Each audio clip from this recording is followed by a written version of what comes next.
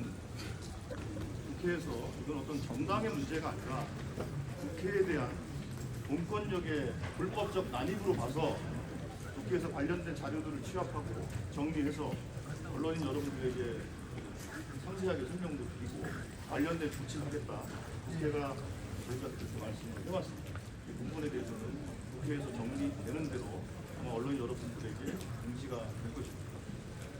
저희들이 윤석열 대통령의 헌법과 법률 위반, 내란죄 적용 여부에 대해서 검토하는 것이 있습니다. 내란죄 적용. 네, 앞서도 말씀드린 바와 같이 헌법 87조 내란죄의 내용 중에 북한을 문란하게 할 목적으로 폭동을 일으킨 자라고 말씀을 드렸습니다. 북한 문란과 관련해서는 헌법 91조에 내용이 규정되어 있습니다. 2호가 규정되어 있는데요. 그 2호를 보시면 북한을 문란할 목적 중에 하나로 헌법에 의해 설치된 국가기관을 강압에 의하여 전복 또는 권능 행사를 불가능하게 하는 것, 이렇게 규정되어 있습니다. 이런 요건에 해당된다라고 검토 결과를 말씀드리는 것이고요. 조금 더 구체적으로 말씀을 드리면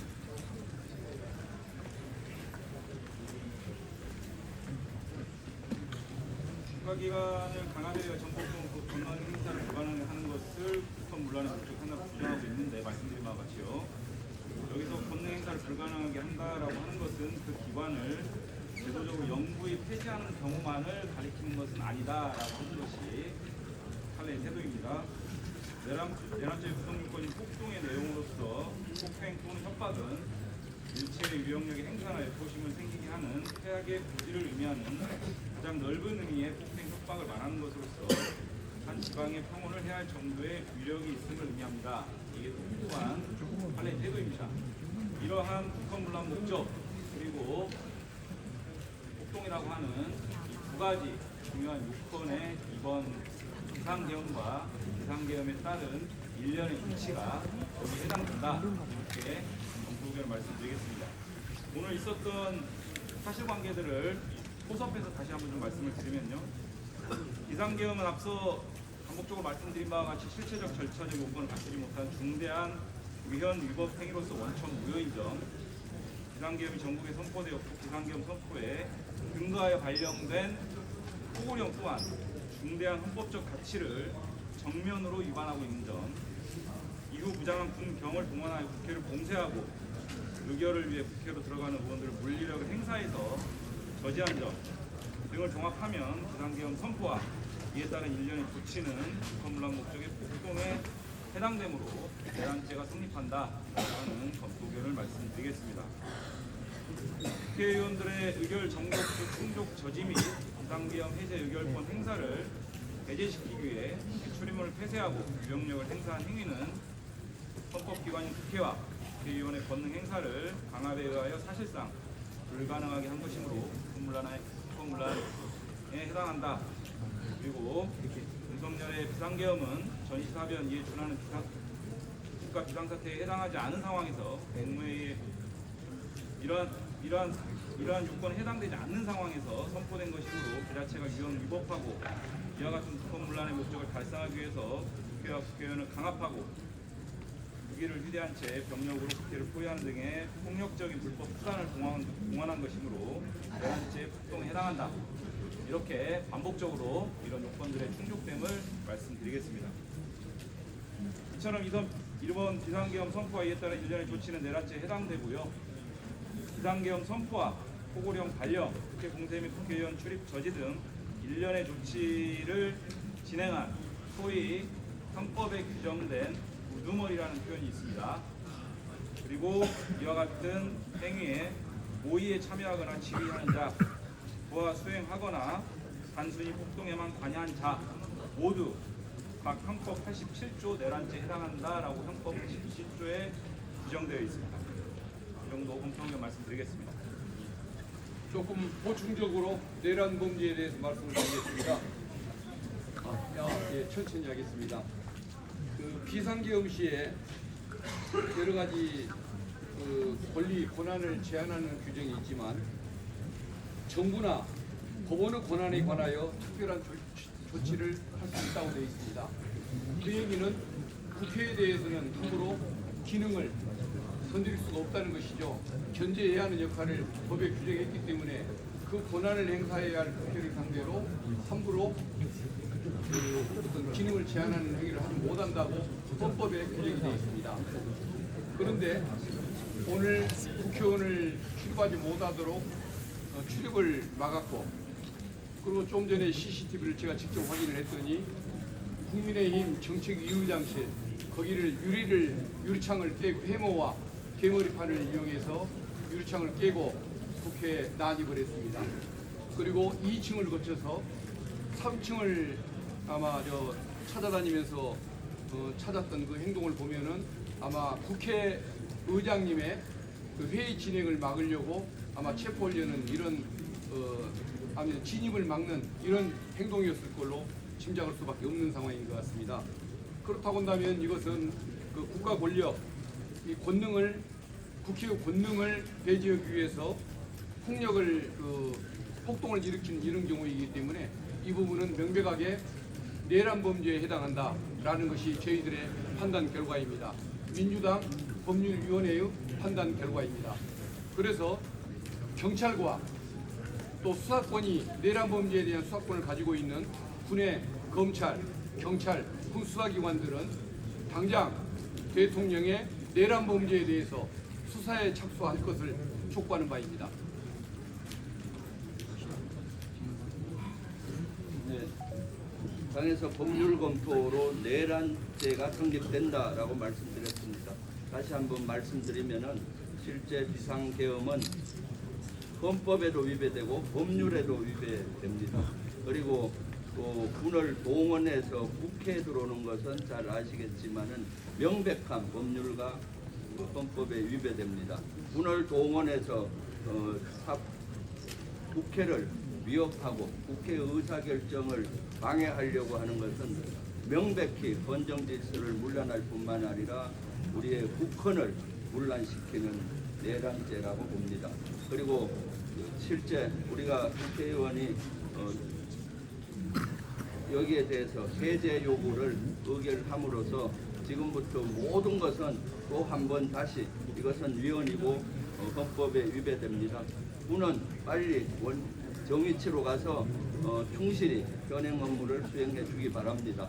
군이 여기에 부하내동하고 한다면은 이것은 군은 내란죄에 대한 공범이 될 것입니다. 군은 국민을 편에 서서 국민들을 바라보면서 업무를 충실히 해줄 것을 당부드립니다. 그리고 조금 전에도 얘기했지만은 군과 군 수사기관 그리고 밖에 수사기관에서는 내란죄에 대해서는 수사를 할 수가 있습니다. 즉각 군 수사기관은 내란죄에 대한 수사를 시작하십시오. 강력히 요구합니다. 예, 혹시 뭐 질문하실 거 있습니까? 그 어느 라인이 구체적으로 결정을 했는지 관련해서 이름이 파악될 게 있을까요? 라인이라 하면 예를 들어 충암고 라인이라든지 김용현 장관 비롯해서 일단 계엄 선포는 국방부 장관과 행안부 장관이 대통령이 건의할 수 있도록 되어 있지 않습니까? 이 경우에는 국방부 장관이 건의하는 것으로 되어 있습니다. 그런 점에서 보면 저희들이 줄곧 말씀드렸던 충암고 라인에 의한 저희 비상계엄 선포 시도 혹은 쿠데타 시도가 있을 것이다라고 저희들이 계속 경고를 해오지 않았습니까? 아직 확인은 안 됐습니다만 그런 저희들이 계속 주시했던 그 움직임들이 아마 이 비상계엄이라는 황당한 상황을 만들었던 것 같고요. 특별히 보도에 따르면 총리도, 비서실장도, 안보실장도 몰랐다. 뭐 이런 얘기들이 보도가 되고 있지 않습니까? 그럼 결국은 대통령과 국방부 장관, 그리고 국방부 장관과 대통령이 신뢰하는 군의 세력들, 그들에 의해서 이 7.2 쿠데타가 만들어진 것이다. 내란이 음모된 것이다. 이렇게 해석할 수밖에 없겠죠.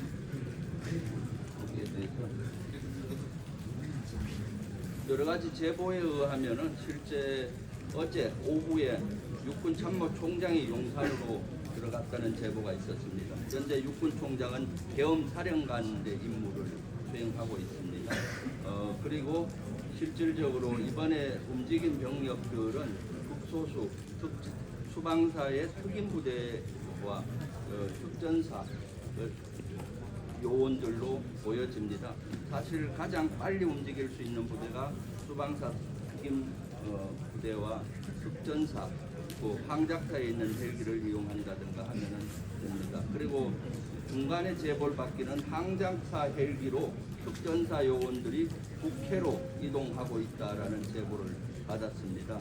그리고 현재 특전사의 작전 능력은 사실은 대단한데 국해에 대한 정확한 그런 것들은 모르는 걸로 봐서는 실제 이것은 극비리에 이루어지지 않았나 싶습니다. 그러니까 지금 저희가 문제를 제기했던 충암파 우려했던 김용영 국방부 장관, 행안부 장관 다 충암고지 않습니까? 건의할 수 있는 사람도 계엄이 선포된 계엄에 끼면은 3명입니다.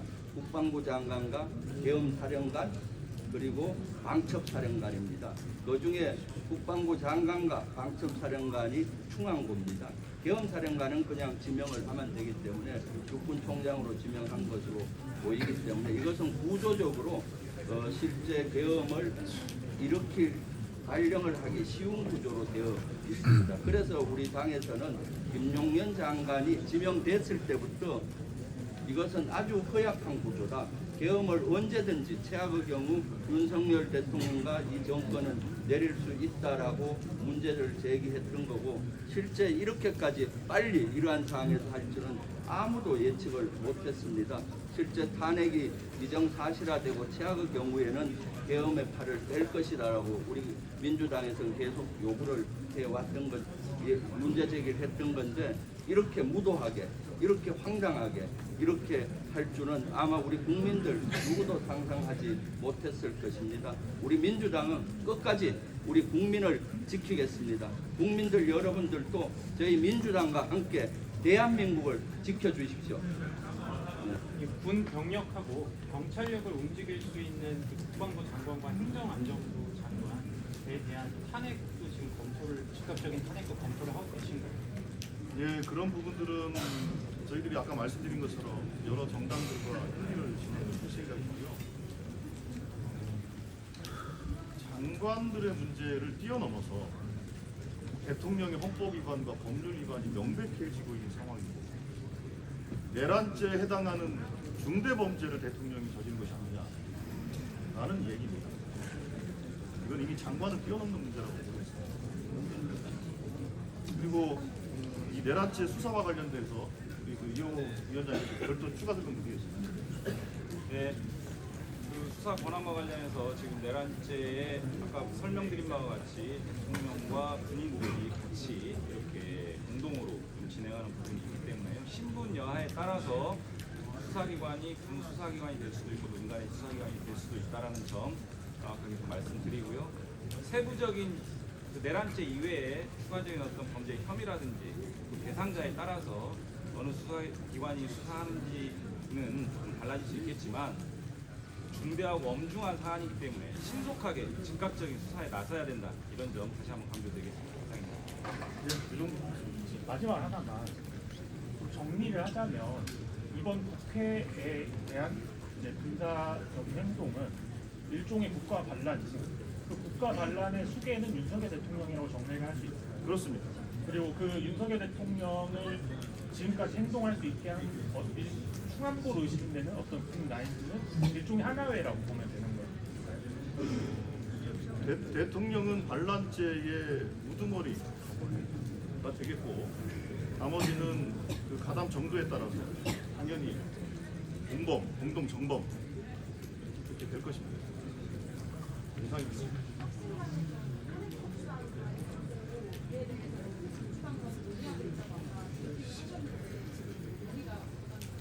예, 제가 지금 전에 말씀드린 것처럼 여러 정당들과 함께 관련된 논의를 진행하고 있습니다. 일단 그 정도만 말씀을 드리겠고요. 아까 말씀드린 것처럼 CCTV 관련된 거는 국회 사무총장이 이 사항을 정말로 엄중하게 봐서 처음부터 끝까지 다 분석하고 해서 분석된 내용을 빨리 정리되는 대로 언론에 제공해드리고 우리 검증할 예정입니다. 준비 참고해 주시기 바랍니다.